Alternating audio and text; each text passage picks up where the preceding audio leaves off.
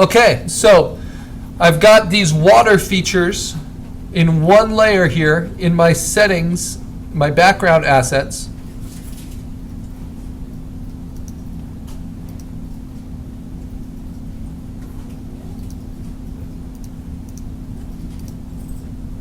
I've got them all selected now. So these are my waters. And now I'm going to duplicate them onto a new layer. So it doesn't look any different, right? But with this, I'm going to try something. I'm just going to try warping them slightly. All together, because they have to fall with gravity. So warp them down, like that, like the water's falling, and stretch them back up. So I'm stretching the middle.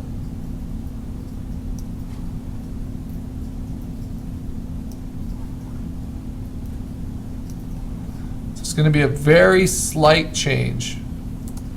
Okay, and then I can toggle it on and off. And now I want to erase from this. So I'm going to take my opacity down and see where I need to erase it. So at the top here, very soft eraser, fairly opaque, but there's kind of water vapor, so it doesn't need to be 100% opaque.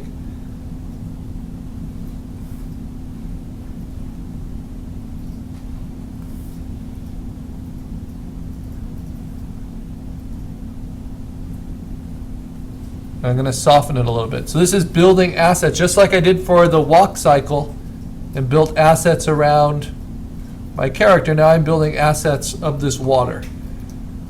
So that's my first asset. Now just toggling between those two doesn't give me enough of an illusion that the water is moving. So I need to push it a little bit further. I'm going to make another duplicate. Then same thing. I'm going to warp it again. Stretch it down more. Stretch it back up. Oh, I think I went too far on that wireframe. Let me see if I can get the bottom back. There we go.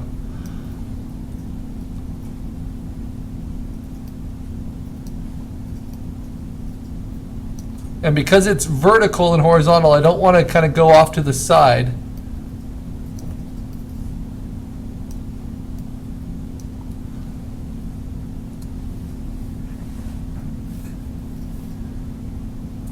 And notice it's all at a fairly low opacity.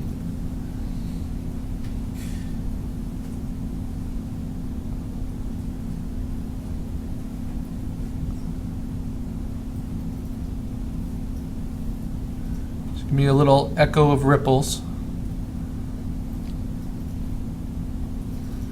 Okay, let's see.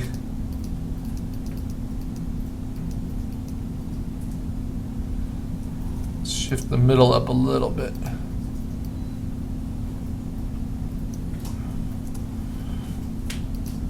So I'm just going for kind of a shimmering.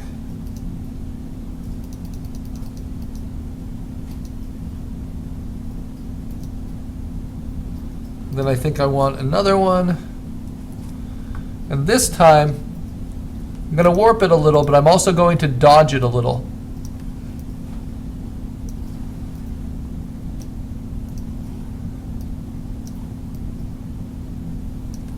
And brighten it somewhere else so the light catches it somewhere slightly differently using the dodge tool.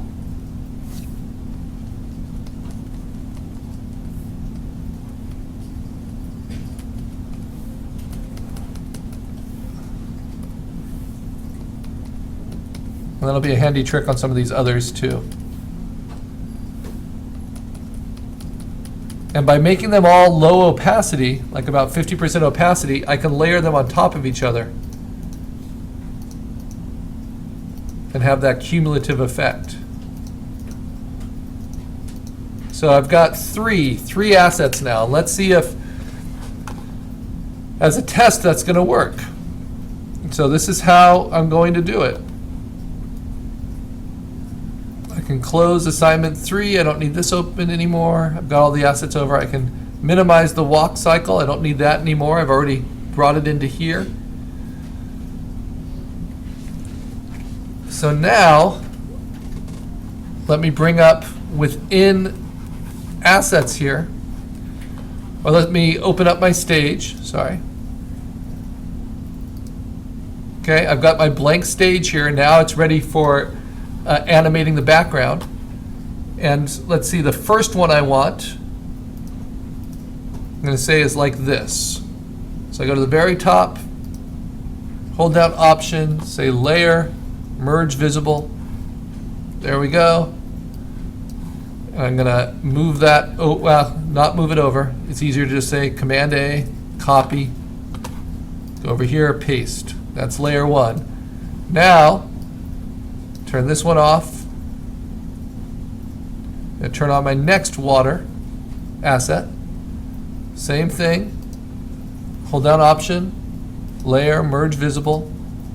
All of it's still selected. Command A, copy, paste on top. Move back here. Turn this one off so I can see the change.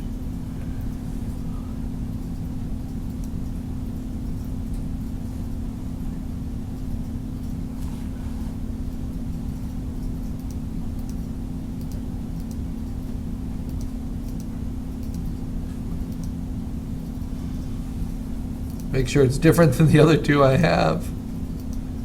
It does seem different than the other two I have. So now I'm going to hold down Option, Layer, Merge Visible. And now I've got these 3 frames as the walk cycle. Command A, copy, paste into my stage so I can test it. Okay, so as simple as that. How do I make a water cycle work? Let me move this into the window so I can show you. Okay, so I've got 3 frames. I go to Timeline. Just like I did with the walk cycle, this is now a little waterfall cycle. Make frames from layers. Get rid of the background. Set the timing on all 3. Let's try 0.3 seconds.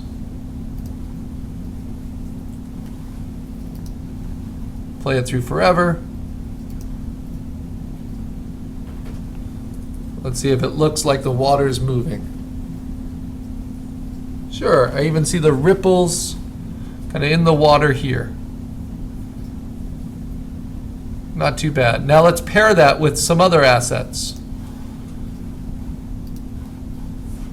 So that works so far. Now, how can I make these stronger? Well, if I move these down, these are all my water assets. I'm going to move them down through the atmosphere. About that point, seems pretty nice.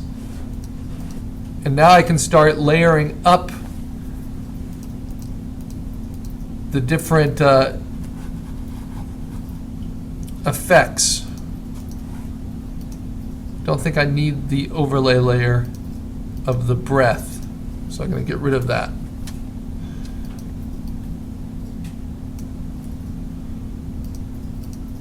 But all of these will help. Great. Now I'm going to take all of those and I'm going to move those to my stage. These are like props that can be used.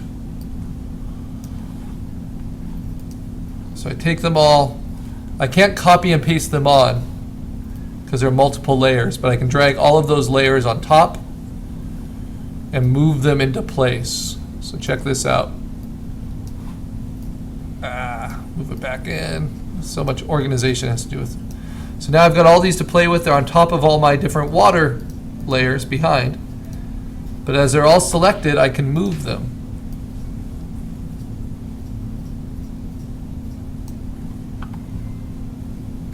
I can transform them. I can stretch them.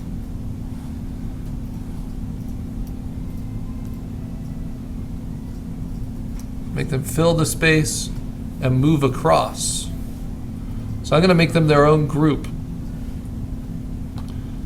My mist group. So once you understand what you're doing, you can be more creative with how you use your stage. Like these are props. These texture fills of mists that are all low opacity. I'm going to mark that with violet. And it's not going to be as simple as just turning them off and on. I'm going to decide how they move. And they should be pretty easy to use. So let's put all that together. So I'm going to make frames from layers. I'm going to remove all of these individual layers. And as I make my cycle to get my final background frames, let me see if I like how that's looping. Try it a little bit faster, 0.2 seconds. That's a little too fast. I think 0.3 is just right for a GIF. Yeah, so now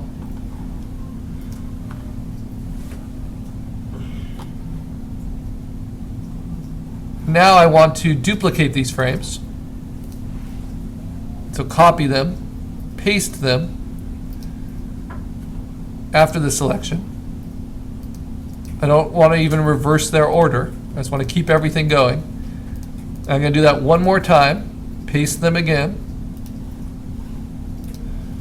So I have 9, which is almost as long as my walk cycle, right? But now I'm going to start playing with these mist features. So once you're on the stage and you have a timeline, and then you can start putting in additional layers. So with this first one, I'll keep it pretty clean. Actually, no. The first one, I'm going to keep it heavy. I'm going to turn all the mist on. Okay, so that's my first. Now my next, you see how I'm selecting the frame. I'm going to just move it all a little bit with my arrow key. Just very slightly to the left. Now my next frame, I'm going to take it all and move it even more to the left. Maybe up a little bit. And now, move it all even a little bit more. This is very subtle, very transparent. And because I have the whole group selected, it will move all the frames in it. And I just move it over.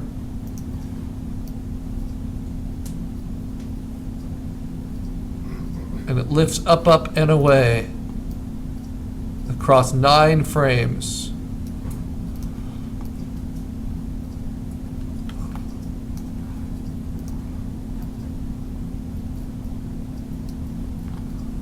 So let's see what that looks like.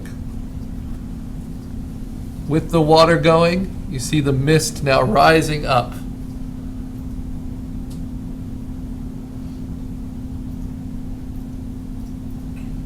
Very nice.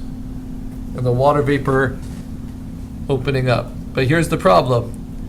I don't want it to snap back in place. So now in these later frames, stop it. I'm going to take the whole opacity of that whole layer and start shifting it down. So as it rises up, it's starting to now diffuse into the air. So I started with 60, now I'll go to like around 40, and then I'll end with around 15 or so. So you see it goes up and it starts to dissipate completely. Might even take it down on this one just a little bit. And then when I start it, I don't want to start it at full opacity. So it will start to arise at a lower opacity and then grow.